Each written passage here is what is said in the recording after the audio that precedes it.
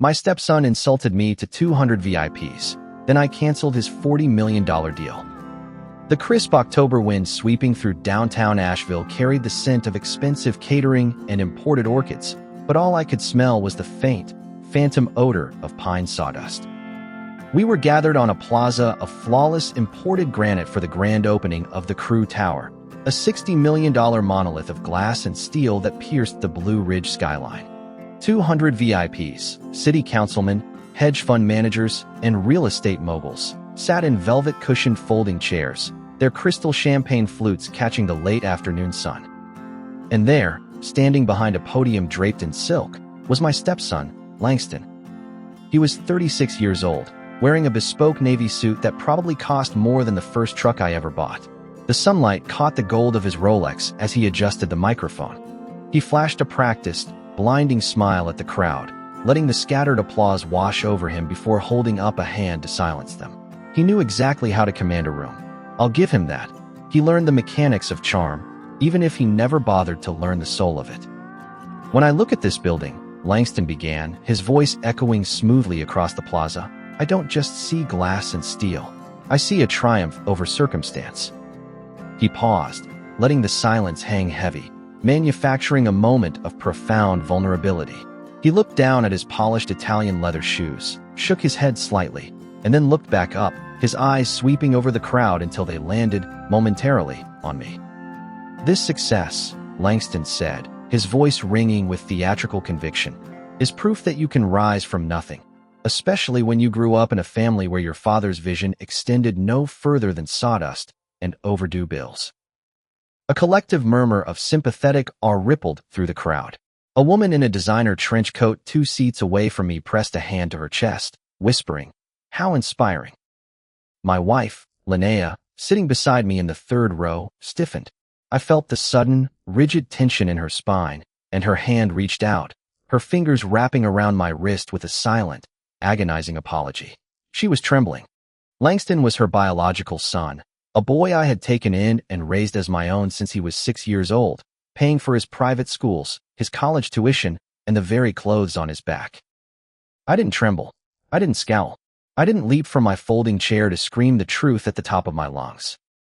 I sat there, and I smiled. I smiled because I knew something the entire room of elites didn't. The boy owns the bricks, but I own the land beneath his feet. Welcome to the channel. If you're new here, this is a space dedicated to the quiet ones. The people who build the foundation so others can stand tall, only to have their sacrifices erased the moment it becomes convenient. This is a story about family, about the dangerous line between ambition and arrogance, and about what happens when you mistake a quiet man's patience for weakness. If you believe that true justice doesn't need to shout to be heard, hit that like button, subscribe, and settle in. You are going to want to hear every single word of this. To understand how we reached this plaza, you have to understand the anatomy of a betrayal. It rarely happens all at once. It's a slow erosion, a chipping away of facts until the history that remains serves only the person holding the chisel. Langston had spent 4 years carving me out of his narrative, reducing 30 years of my sweat, my backaches, and my unconditional support into a convenient sob story he could sell to investors. He needed a villain for his hero's journey, so he painted a portrait of a bitter, small-minded carpenter who held him back.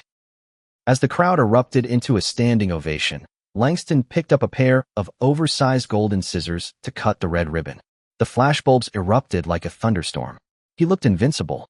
He looked like a king standing at the gates of his new empire. But as I watched him soak in the adulation, my right hand slipped into the inner breast pocket of my worn tweed jacket. My calloused fingertips traced the edge of a thick, heavy manila envelope waiting quietly in the dark. Inside that envelope rested a single sheet of notarized paper. A paper that was about to turn his towering glass castle into a spectacular $60 million tombstone. The ribbon fell. The crowd cheered louder. And I simply kept smiling, letting him enjoy the very last day of his imaginary reign. If you ever want to know the true measure of a man's life, don't look at the suit he wears to a ribbon-cutting ceremony. Look at his hands. Mine are ruined. The knuckles are thick and swollen with arthritis, the skin permanently stained a faint, pale yellow in the creases from decades of handling fresh-cut pine and Appalachian oak. They are the hands of a man who spent 35 years pulling a living out of the roaring, dangerous belly of a sawmill. I built Mercer Timber out of a corrugated metal shed on the outskirts of Asheville. In the beginning, it was just me, a rusted bandsaw, and a ledger full of debts I wasn't sure I could pay. I woke up at 4 in the morning, 6 days a week, breathing in sawdust until my lungs ached, coming home with splinters driven so deep under my fingernails they had to be dug out with a needle. It was during those early, lean years that Linnea walked into my life. She was a waitress at a local diner on Hendersonville Road, working double shifts to keep a roof over her head and her 6-year-old son, Langston. Linnea possessed a quiet, unshakable grace that commanded my respect from the moment she poured my coffee. When we married, I didn't just take a wife, I took a son. I never asked Langston to change his last name to Mercer. I wanted him to have his own identity, his own pride. But I promised Linnea and myself that I would raise that boy as my own flesh and blood, providing for him in ways my own father never could for me. 2 years later, Linnea and I had Stepson. Having a biological daughter alongside an adopted son is a delicate balancing act, and terrified of making Langston feel like a second-class citizen in his own home, I made a fatal parenting error. I overcompensated. The contrast between the two children became glaringly apparent by the time they reached high school. Stepson, my blood, is a public school teacher today. She is 34, fiercely independent, and constitutionally allergic to entitlement. When she turned 16, I offered to buy her a new car. She refused, opting instead to buy a salvaged 2012 Honda Civic with the money she made waiting tables, a car she still drives to this day. She paid her own way through state college, took out student loans, and politely declines any check I try to slip into her purse at Christmas. "You work too hard for your money, Dad," she always tells me. "I know how to earn my own." Langston was a different story. Langston didn't just want things. He required them as if the universe owed him a debt. He needed the crest on his blazer. He needed the private prep school where the children of doctors and lawyers went. He needed the European car when he got his license, the expensive lacrosse gear, and the tuition paid in full at a prestigious out-of-state university. I paid for all of it. Every exorbitant tuition bill, every designer suit, every ski trip with his wealthy friends. I paid for it by standing in the biting January cold at the mill, running the edger while my back screamed in agony. I paid for it in sawdust, the very sawdust he stood on that stage and mocked to a crowd of elites. I wanted him to feel equal to those rich kids. I never realized I was teaching him to look down on the man who was paying the entrance fee. Which brings me to the land. 25 years ago, downtown Asheville was not the gleaming, artisanal hub of breweries, luxury lofts, and boutique hotels it is today. There were parts of it that were downright forgotten. I bought a 3-acre dirt lot right in the center of the district for a little under $40,000. It wasn't a strategic investment. I just needed a cheap, central place to store overflow heavy equipment and stack excess timber. Over the decades, the city exploded. The arts scene boomed, the tourists flooded in, and suddenly, my dusty equipment lot was the most coveted piece of prime commercial real estate in the county. Developers circled me like vultures for years, offering millions. I always turned them down. I didn't need the money, and honestly, I liked owning a piece of the earth right in the middle of the concrete.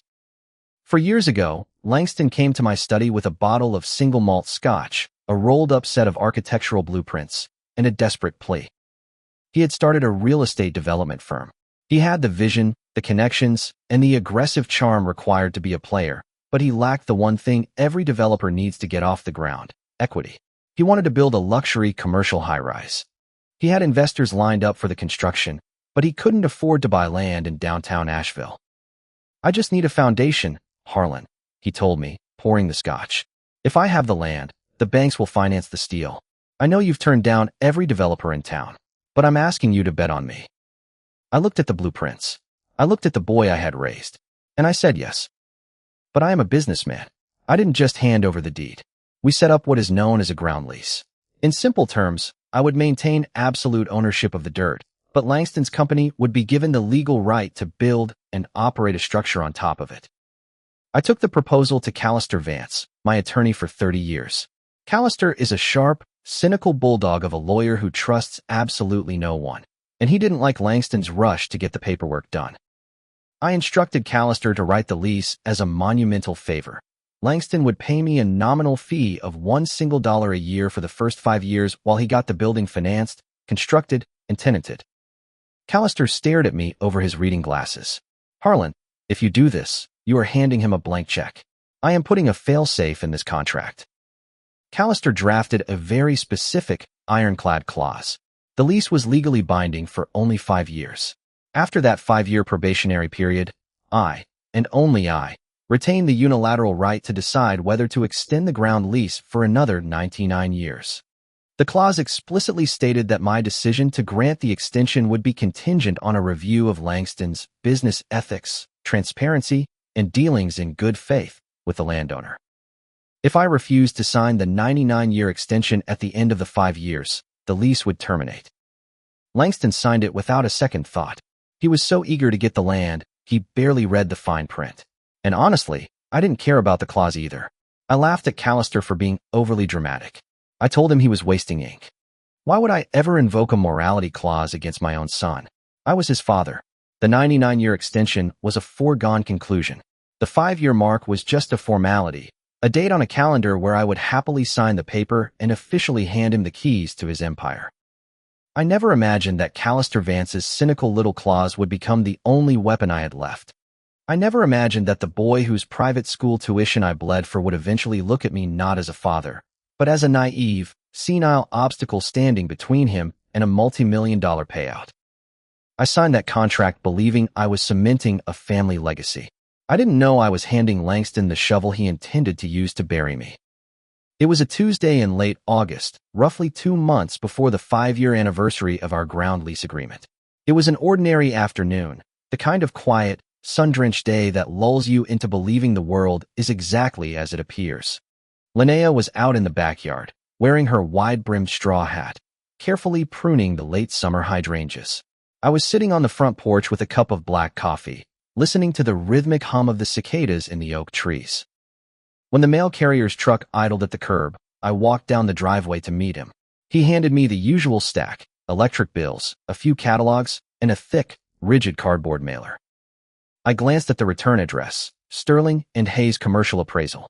The recipient name printed on the label was Langston Crew, but it was addressed to our house on Ironwood Lane. Langston hadn't lived under this roof in a decade. Usually, I would have just set it on the entryway table and texted him to come pick it up. But the cardboard flap had been mangled by the post office's sorting machines, the adhesive torn open, exposing a heavy, spiral-bound document inside. I don't know what made me pull it out. Maybe it was an old man's idle curiosity. Maybe it was an instinct honed from 35 years in the timber business, a gut feeling that told me to inspect the timber before you run it through the saw. I slid the document free and opened the heavy cardstock cover. It was a comprehensive property valuation for the Crew Tower on the downtown Asheville lot. I flipped past the executive summary, past the glossy architectural renderings I had already seen, and landed on Section 3, Site Details and Ownership Structure. I ran my calloused finger down the page, and then my breath caught in my throat. Right there, under the bolded heading for the land parcel, were 3 words that made the world tilt slightly on its axis. Property owner, Langston Crew. Not lessee. Not tenant on a 5-year probationary ground lease. Owner, fee simple absolute. I stared at the ink for a long time. The cicadas seemed to stop humming. I read the line again, and then I read the paragraphs below it. The appraisal detailed a land valuation of $12 million, factored directly into the total asset value of the property, which was being used to leverage a massive buyout from a private equity firm. I closed the document. I didn't shout. I didn't storm out into the garden to wave the paper in Linnea's face. I simply walked into the house, went straight to my study, and closed the solid oak door behind me. I sat at my desk, the heavy silence of the room pressing against my eardrums. I looked at the contact information listed in the financial disclosures section of the appraisal. The primary financier underwriting Langston's upcoming megadeal was Piedmont First National Bank. I picked up my desk phone and dialed the commercial lending department. When the receptionist answered, I asked for the loan officer listed on the file, a man named Gregory Finch.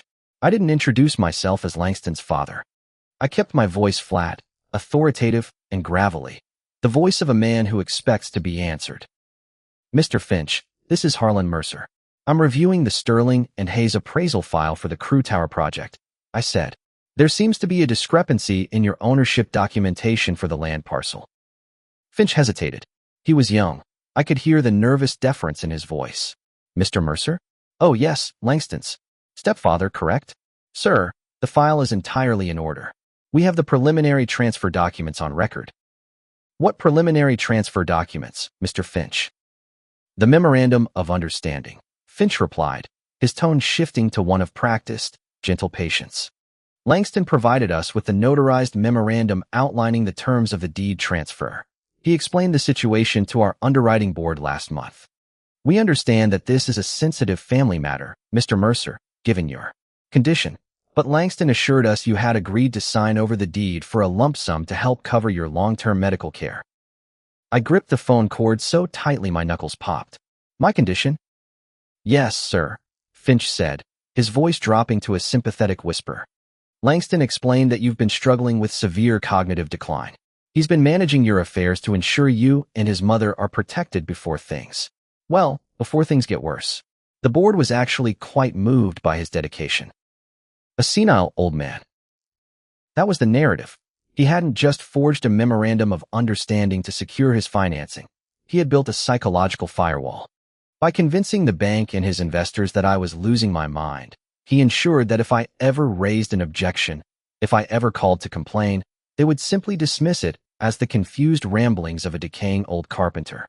He had positioned himself as the noble, burden-bearing son, while quietly laying the groundwork to trick me into signing away my land under the guise of estate planning. I thanked Mr. Finch for his time and gently placed the receiver back on the cradle. People always assume that betrayal is loud. They assume it arrives with the crashing of plates, screaming matches, and red-hot fury. But sitting in my study that afternoon, the anger didn't come. I waited for the urge to throw my coffee mug against the wall, to drive downtown and drag Langston out of his sleek, glass-walled office by his expensive silk tie. It never arrived. Instead, what settled into my chest was a cold, suffocating sadness. A profound, hollow grief that ached all the way down to the marrow of my bones. I looked at the framed photographs lining the walls of my study. Langston at 12, grinning and holding up a speckled trout we'd caught on the French Broad River. Langston at 18, standing proudly in his high school graduation gown, his arm draped around my shoulders. I had taught that boy how to bait a hook. I had taught him how to tie a Windsor knot. I had poured my sweat into the soil to buy the food he ate and the roof over his head. And in return, he had written me off as a pathetic, disposable obstacle. I wasn't a father to him anymore. I was just a piece of debris on the road to his greatness, an inconvenience to be legally swept aside. He didn't just want my land. He wanted to erase my dignity. He needed me to be weak, incompetent, and broken so that his own reflection in the mirror could look that much taller. I sat in the quiet of my study for 2 hours, watching the afternoon sun stretch the shadows across the floorboards. I mourned the son I thought I had raised. I let the sadness run its course, feeling every bitter drop of it. Because I knew, with absolute certainty, that when I finally stood up from that desk, I would be done mourning. The boy had made a fatal miscalculation. He had assumed that a man who works with his hands is too simple to understand the edge of a blade. I reached for the phone again, this time dialing a number I knew by heart. It was time to call Callister Vance. The drive to Callister Vance's office in downtown Asheville took 20 minutes, but it felt like a funeral procession. I parked my truck 2 blocks away and walked the rest of the distance, the heavy manila envelope tucked firmly under my arm. Callister's office was on the 4th floor of a brick building that had survived a century of economic shifts. It smelled of lemon polish, old paper, and the distinct, dry air of legal caution. Callister himself was 71 years old, a man whose spine was as straight as a steel beam and whose eyes missed absolutely nothing. He had been my attorney since I bought my first industrial bandsaw, guiding Mercer Timber through tax audits, union disputes, and vendor contracts. He was a man who viewed the world entirely through the lens of worst-case scenarios, which made him a terrible dinner guest, but an exceptional lawyer. When I sat down in the leather chair across from his mahogany desk, I didn't say a word. I simply slid the Sterling and Hayes appraisal file across the polished wood. Callister put on his reading glasses, flipped open the heavy cardstock cover, and began to read. For 5 minutes, the only sound in the room was the ticking of the brass clock on his wall and the sharp rustle of turning pages. Finally, Callister closed the file. He took off his glasses, folded them carefully, and let out a slow, gravelly breath. "I told you 4 years ago that boy was handing you a shovel," Callister said, his voice void of any "I told you so" triumph, carrying only a grim resignation. "But even I didn't think he'd dig the grave this fast." "He told the bank I have dementia, Cal," I said, my voice eerily calm in the quiet room. "He submitted a forged memorandum of understanding to secure his financing." Callister leaned back, steepling his fingers. "Harlan, a bank doesn't just take a son's word on a cognitive decline and a deed transfer without a mountain of corroborating, albeit fabricated, paperwork. Which is why, 3 weeks ago, I took the liberty of putting a private investigator on Langston's trail. I knew the 5-year mark on your ground lease was approaching, and I wanted to know exactly what kind of financial shape his company was in before we discussed your 99-year extension." Callister reached into a locked drawer of his desk and pulled out a thick, red folder. He dropped it onto the desk with a heavy thud. "My investigator found a lot more than a forged memorandum," Callister said, his eyes locking onto mine. "Langston is currently in the final stages of negotiating the sale of the Crew Tower. The buyer is Sterling Apex Holdings, a massive commercial real estate conglomerate run by a man named Alastair Sterling." "For how much?" I asked. $40 million, Callister replied, letting the number hang in the air. "A clean, cash-heavy buyout. It's the kind of deal that will instantly elevate Langston from a mid-level local developer to a major regional player. But there is a monumental catch." Callister tapped the red folder. "Alastair Sterling is a shark. He didn't build a billion-dollar portfolio by being careless. Sterling Apex Holdings has a strict internal policy. They do not, under any circumstances, purchase commercial structures on short-term leased land. To close this $40 million deal, Langston must provide Sterling with a fully executed, notarized 99-year ground lease extension. Without it, the building is essentially a 50-story paperweight. Sterling walks, the investors panic, and Langston's company collapses under the weight of its own debt." I frowned, the pieces clicking together in my mind. "But Langston doesn't have the extension. I have it. I hold the sole right to grant it, and the 5-year mark is still 2 months away." "Exactly," Callister said softly, "which is why he has to steal it from you." "How? He knows I read what I sign." "Does he?" Callister challenged, leaning forward. "Harlan, he spent the last year convincing everyone around you, the bank, his investors, his partners, that your mind is failing. He set the stage. My investigator got a look at his internal communications. This weekend, Langston is coming to your house. He's going to bring a massive stack of what he will call routine insurance renewals and liability waivers for the property. He's going to rush you. He's going to play the loving, concerned son, telling you not to worry your tired head about the fine print. And buried right in the middle of that stack of insurance papers will be the 99-year lease extension." A cold knot tightened in my stomach. It was a perfectly executed trap. "But that's not the worst of it, Harlan," Callister said, his tone softening to something resembling pity, a look I had never seen on the old lawyer's face. He reached into the red folder again and pulled out 3 glossy magazines. One was Asheville Business Quarterly. Another was a regional lifestyle magazine. The third was a high-end real estate journal. Callister slid them across the desk, all open to heavily dog-eared pages. "When a man commits a fraud this large, he doesn't just forge documents," Callister said quietly. "He forges a mythology. He has to make himself the hero so nobody questions the bodies left in his wake. Read the highlighted paragraphs." I picked up the first magazine. There was a full-page, high-definition portrait of Langston, looking thoughtfully out a window, dressed in a sharp suit. The headline read, "The Self-Made Prince of Asheville Real Estate." I looked down at the text Callister had highlighted in neon yellow. "Success is a lonely road." Crew notes, reflecting on his difficult childhood. "I didn't inherit wealth or connections. I grew up in a household shadowed by poverty. My stepfather was a bitter, blue-collar man who resented my ambition. He was emotionally abusive, constantly telling me that I was reaching above my station, that I belonged in the dirt just like him. Every brick in the Crew Tower is a testament to clawing my way out of that toxic environment." I stopped reading. My eyes dragged across the page, reading the same words over and over, trying to force them to make sense. Emotionally abusive, poverty, a bitter, blue-collar man. I picked up the second magazine. I had to finance my own education, working odd jobs while dodging the psychological landmines of my stepfather's household, cruise shares. I thought about the agonizing hours I spent at the mill, running the edger with a slipped disc in my back, just to make sure the check for his elite prep school cleared on time. I thought about the brand new Audi I bought him for his high school graduation so he wouldn't feel out of place next to the doctor's kids. I thought about the time he broke his collarbone playing lacrosse, and I sat in the emergency room for 14 hours, holding his uninjured hand while he cried. He hadn't just stolen my land. He had stolen my life's work as a father and completely rewritten it. He had assassinated my character to build a convenient, marketable backstory for his investors. "I'm sorry, Harlan," Callister said gently. "I truly am." I carefully stacked the magazines and placed them back in the red folder. My hands weren't shaking. In fact, they felt steadier than they had in years. "Draft the refusal, Cal," I said, my voice flat, devoid of any hesitation. "Draft the formal, legal declination of the 99-year lease extension based on a violation of the ethics clause. I want it ironclad. I want it airtight."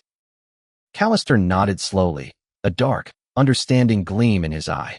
"It will be ready by tomorrow." When I left the office and walked back to my truck, the Asheville air felt different.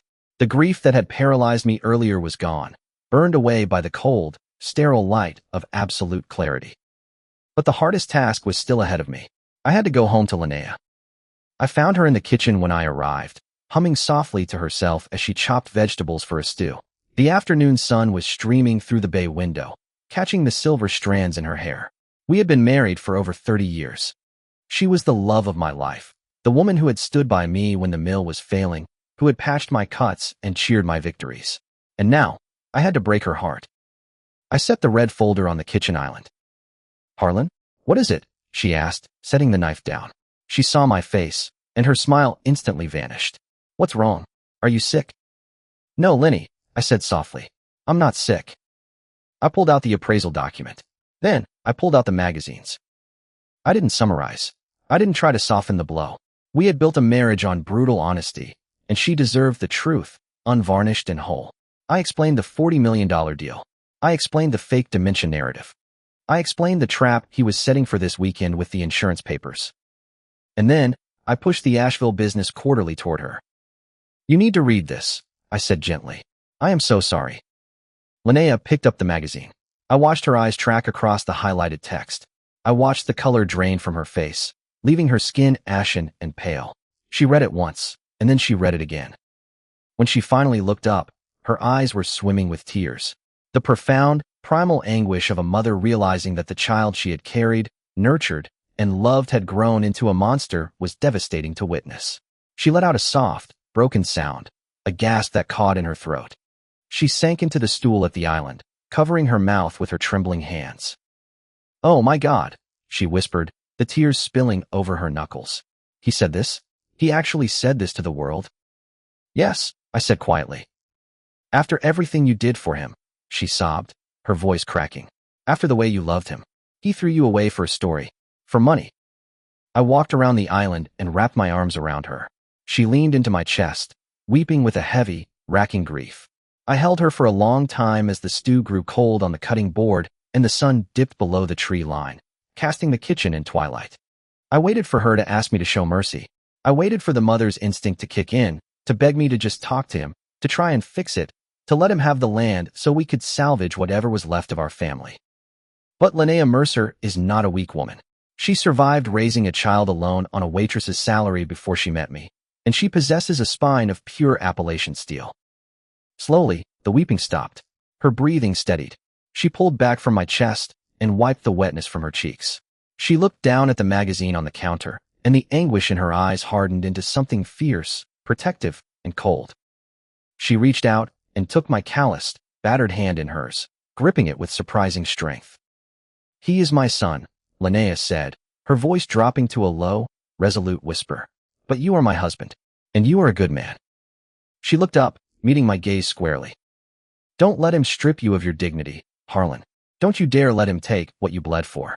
She squeezed my hand, her eyes burning with a heartbreaking solidarity. "Do what must be done." The morning after Linnea gave me her blessing, I sat in Callister Vance's office and watched him slide a single sheet of heavy bond paper across his mahogany desk. It didn't look like a weapon. It had no sharp edges, no explosive powder.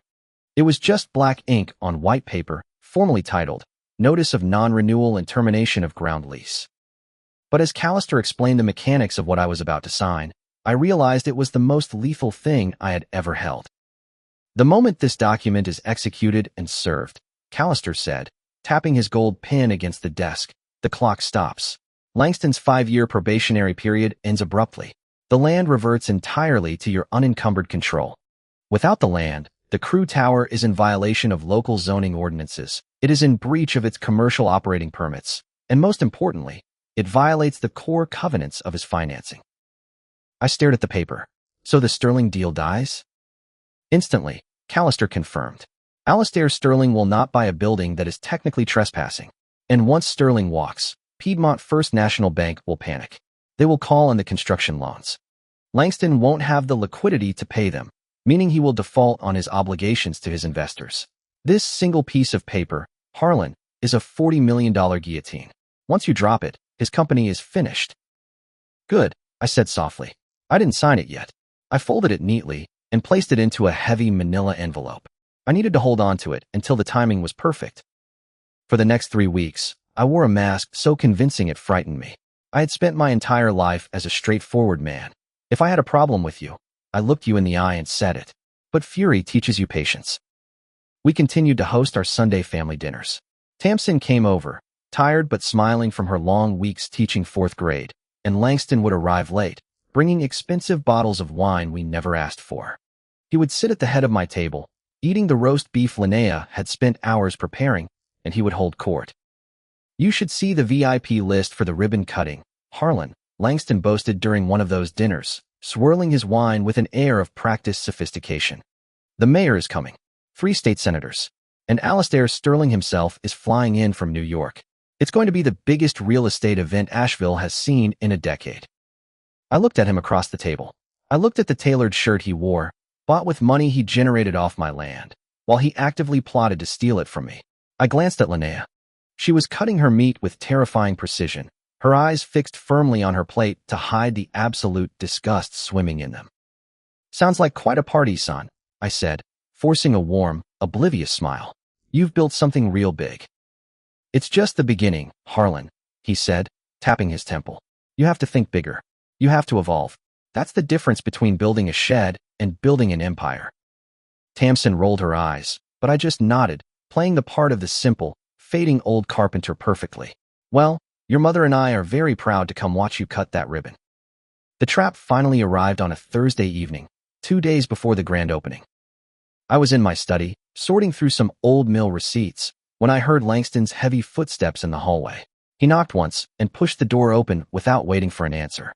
He was moving fast, checking his gold Rolex, radiating the frantic, manufactured energy of a very important man with no time to spare. Hey, Harlan, sorry to interrupt, he said, dropping a massive stack of documents onto my desk.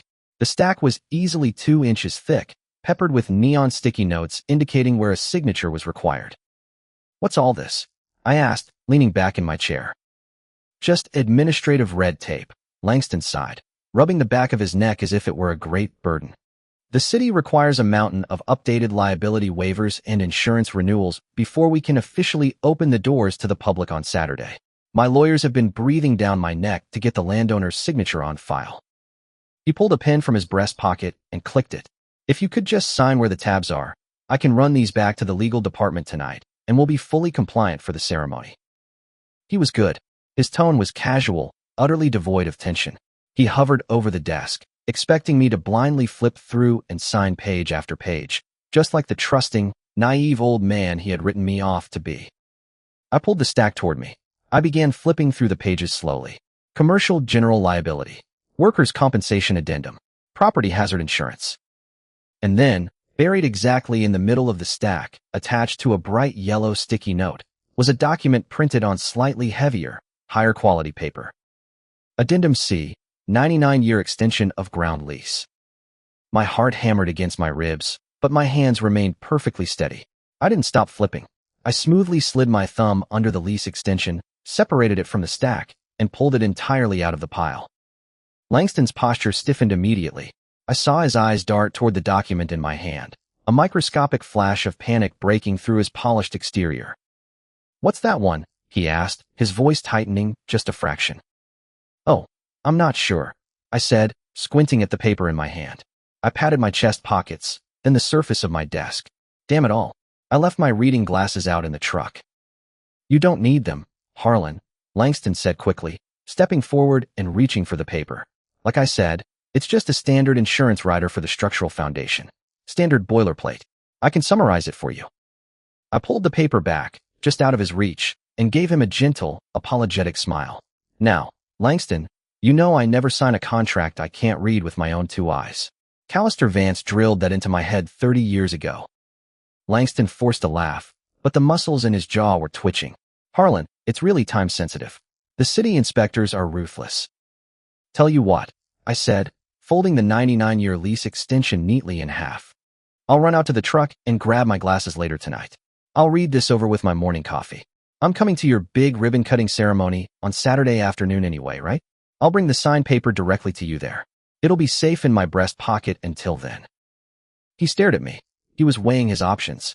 If he pushed too hard, if he snatched the paper or demanded I sign it blindly, he risked making me suspicious. In his mind, I was just a tired old man being stubborn about his habits. He had no idea I already knew exactly what I was holding.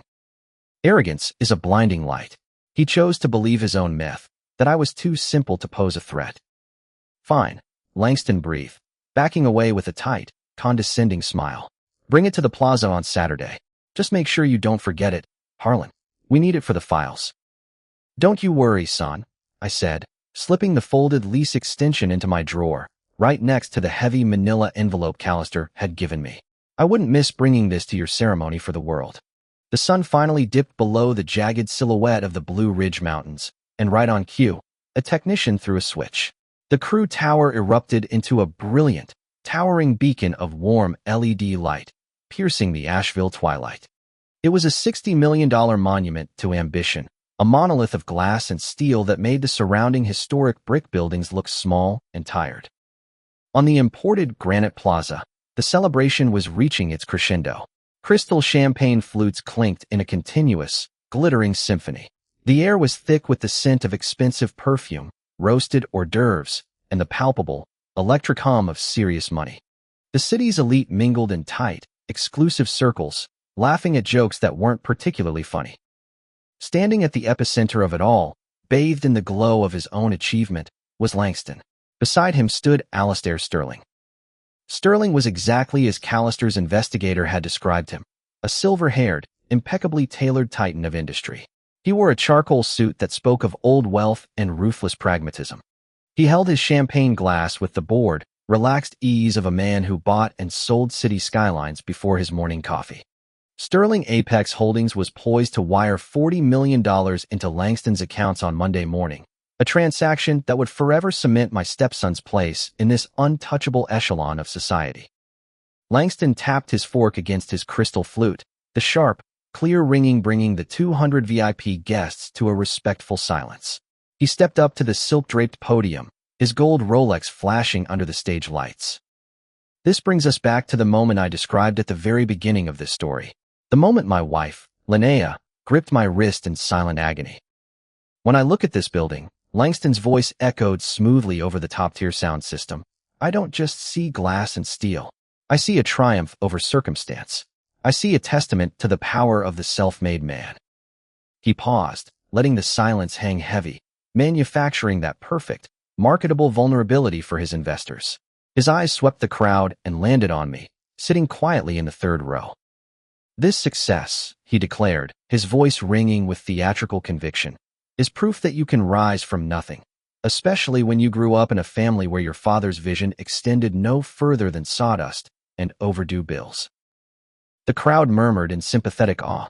They looked at the handsome, brilliant developer who had heroically clawed his way out of the emotional squalor of a blue-collar household. I didn't flinch. I sat there, my ruined, calloused hands resting calmly on my knees. I looked at Linnea, her eyes shining with unshed tears of rage, and I gave her a slow, reassuring nod. Langston picked up the oversized golden scissors. The flashbulbs erupted like a localized lightning storm as he severed the red ribbon. The crowd exploded into a standing ovation. The sycophants rushed the stage, eager to shake the hand of Asheville's newly crowned prince of real estate. I stood up. I didn't rush. I smoothed the lapels of my worn tweed jacket, a garment that looked laughably out of place in a sea of Armani and Tom Ford. I reached into my inner breast pocket and withdrew the heavy manila envelope. I began to weave my way through the crowd. I didn't shout. I didn't push. I moved with the slow, deliberate certainty of a man who knows exactly how the story ends. Langston was standing near the base of the podium, accepting congratulations from a state senator, when he spotted me approaching. For a fraction of a second, a flicker of irritation crossed his features, the embarrassment of having his shabby, simple-minded stepfather interrupt his coronation. But then his eyes dropped to the manila envelope in my hand. The irritation vanished, replaced by a greedy, victorious gleam. He thought I was bringing him the signed 99-year lease extension, exactly as he had manipulated me into doing. He thought I was delivering the final puzzle piece of his $40 million buyout, wrapping it up in a bow like an obedient, senile old fool. "Harlan," Langston said loudly, projecting his voice so the VIPs around him could hear his feigned, condescending affection. "I'm so glad you could make it. Do you have the administrative paperwork for my files?" He extended his manicured hand, expecting me to place the envelope directly into his palm. I didn't stop walking. I completely bypassed his outstretched hand, stepping cleanly around him. I didn't even look at him. I walked straight up to the silver-haired billionaire, standing 3 feet to Langston's left. "Mr. Sterling," I said. My voice wasn't loud, but it carried the gravelly, uncompromising weight of a man who has spent 35 years talking over the roar of industrial machinery. Alastair Sterling turned, raising an elegant eyebrow at the intrusion. "Yes. My name is Harlan Mercer," I said, holding his gaze squarely. "I am the sole legal owner of the land parcel you are currently standing on." The chatter in our immediate vicinity began to die down. The state senator stepped back. Langston spun around, his practiced smile faltering. "Harlan, what are you doing? Mr. Sterling is a very busy man. Just give me the insurance riders." I ignored him. I opened the manila envelope and pulled out the single sheet of heavy bond paper. Callister Vance's masterpiece. I held it out to Sterling. "Mr. Sterling, as a man who deals in risk assessment, I thought you should be aware of a critical defect in the asset you are preparing to purchase," I said calmly. "The developer of this property does not own the dirt beneath it. He holds a 5-year probationary ground lease. And as of 3 o'clock this afternoon, that lease has been officially terminated." Sterling's eyes narrowed. He was a predator, and predators possess an infallible instinct for the scent of blood in the water. He didn't look at Langston. He took the document from my hand. Langston's face drained of all color. The tan, vibrant developer suddenly looked like a corpse. "Harlan, stop it," he hissed, dropping the polished facade, his voice cracking with genuine panic. "Mr. Sterling, please, my stepfather has been struggling with severe cognitive decline. He has dementia. He doesn't know what he's handing you. It's just a—" "Quiet," Sterling snapped. The word cracked like a whip. Sterling read the document. It didn't take him long. He was a man who understood the lethal finality of legal phrasing. He saw the official county clerk stamp. He saw my notarized signature. He saw the absolute, ironclad refusal to renew the 99-year extension based on a violation of the ethics clause. I watched the math happen behind Alastair Sterling's eyes. It took less than 5 seconds. He understood that without the land, the crew tower was in immediate violation of its operating permits. It was uninsurable. It was unsellable. It was, for all intents and purposes, a $60 million trespass on my private property. Sterling lowered the paper. The look he gave Langston wasn't one of anger. It was one of pure, unadulterated contempt. It was the look you give a cockroach you've just discovered in a 5-star kitchen. "You told my acquisitions team you owned this parcel fee simple," Sterling said, his voice dropping to a frigid, lethal whisper. "You submitted a memorandum of understanding." "I did. I do," Langston stammered, sweat instantly beading on his forehead. "Mr. Sterling, I can explain.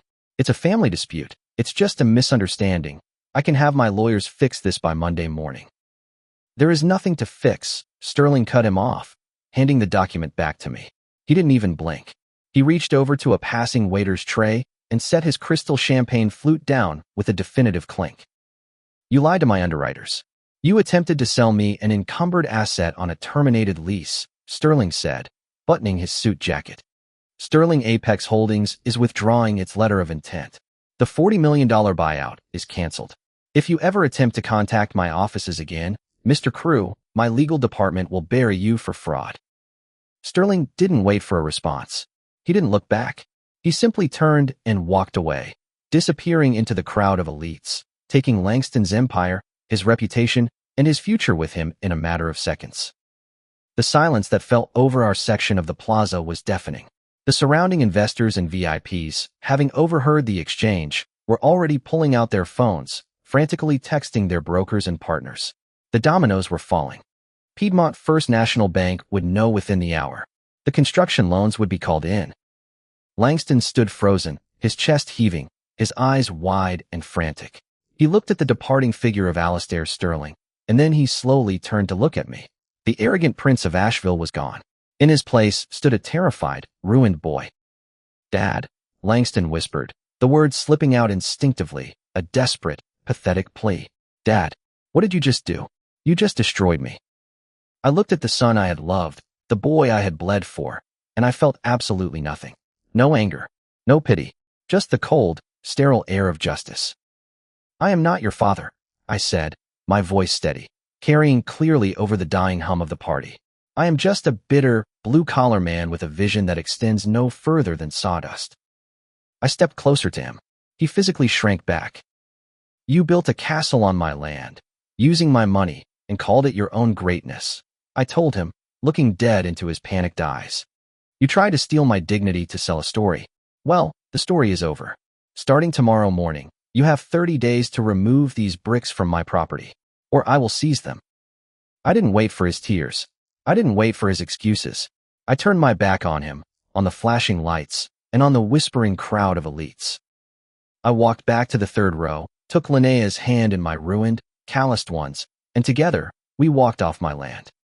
The collapse of a $60 million lie doesn't happen in slow motion.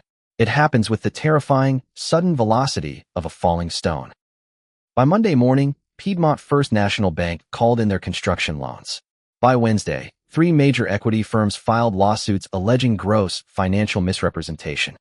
Within 14 days, Langston's company, once the glittering future of Asheville real estate, was forced into Chapter 7 bankruptcy. The bank inevitably foreclosed on the physical structure of the Crew Tower. But a towering skyscraper is entirely worthless if the bank doesn't have the legal right to let anyone walk through the front doors. Because the ground lease was terminated, the building was legally trespassing on my land. No other developer would touch it. It was a toxic asset in the truest sense of the word.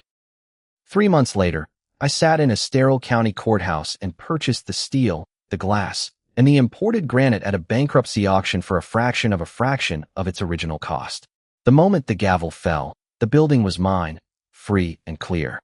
The very next day, I paid a crew to take down the massive bronze letters spelling the Crew Tower from the facade. They melted them down for scrap. My next stop was Callister Vance's office. I sat across from my old friend and instructed him to tear up my estate plan. We drafted an entirely new trust.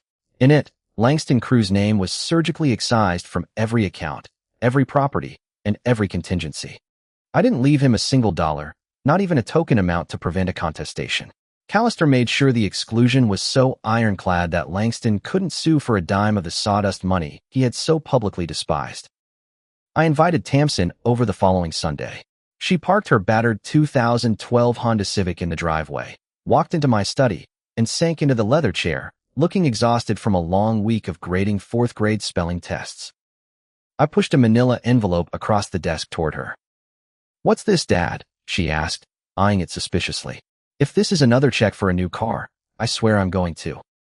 "It's not for a car, Tammy," I interrupted gently. "Just open it." She slid the papers out. On top was the deed to the newly formed Mercer Educational Trust. I explained that the $60 million building downtown was now completely ours. But it wasn't going to be luxury condos or high-end retail. The bottom 3 floors were being converted into community resource centers and subsidized spaces for public school initiatives. And I had named her the sole executive director of the trust, with a salary that reflected the massive responsibility. Stepson stared at me, her mouth slightly open, entirely speechless. "Keep reading," I said. She flipped to the next page. It was a certified letter from her student loan servicer, stamped paid in full. The next page was a release of lien from the bank that held the mortgage on her modest two-bedroom house. Tamsin's hands began to shake. She looked at the balances, zeros, all the way down. "Dad," she whispered, her voice trembling. I can't. You worked too hard for this. I can't take this." "You already earned it," I told her, my own voice thickening. "For every time you refused my money because you respected my labor. For every time you paid your own way. For being exactly the kind of person who deserves to wield this kind of power. This isn't a gift, Tamsin. It's a return on my investment in your character." My fierce, independent daughter finally broke. She buried her face in her hands and wept, the deep, shuddering tears of someone who realizes they have been seen, valued, and loved in the quietest, most profound ways. Langston called me 2 nights later. It was the first time I had heard his voice since I walked away from him on the plaza. "Dad," he said.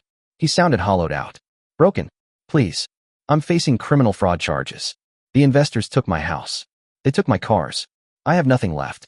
I need a loan for a defense attorney. Just a loan. I'll pay you back, I swear." I listened to the desperation in his voice, and I felt a brief flicker of sorrow for the boy I had taught to fish all those years ago. But that boy was gone. He had been entirely consumed by the man who tried to steal his mother's peace and his father's dignity. "A self-made man doesn't bite the hand that fed him," I said, my voice perfectly level. "You stood on a stage and told the world that I gave you nothing. You said you could rise from nothing, Langston. Fine. Now you have that nothing you wanted." I hung up the phone. I didn't block his number, but he never called again. I walked out onto the back porch. The autumn air was crisp, carrying the scent of wood smoke and turning leaves. Linnea was sitting in her rocking chair, a blanket draped over her knees, a steaming mug of tea resting in her hands. I sat down beside her, the old wooden floorboards creaking under my weight. She reached out, and I took her hand. Her grip was warm and familiar, a steady anchor after the storm. We didn't speak for a long time. We just watched the fireflies blink in the shadows of the oak trees. A legacy isn't just about the money you leave behind, or the buildings that bear your name. It's about knowing the value of the sweat it took to build it, and having the wisdom to know exactly who to hand the keys to when you're gone. I spent 4 years watching a thief try to pick the lock to my life's work. But in the end, justice didn't require shouting or violence or a dramatic confrontation. It just required patience, a single sheet of paper, and the quiet, undeniable power of the truth. Linnea squeezed my hand, leaning her head against my shoulder. "We did good, Harlan," she murmured into the twilight. I closed my eyes, listening to the wind rustle through the pines, and for the first time in years, I felt entirely at peace. "Yeah," I whispered back. "We did."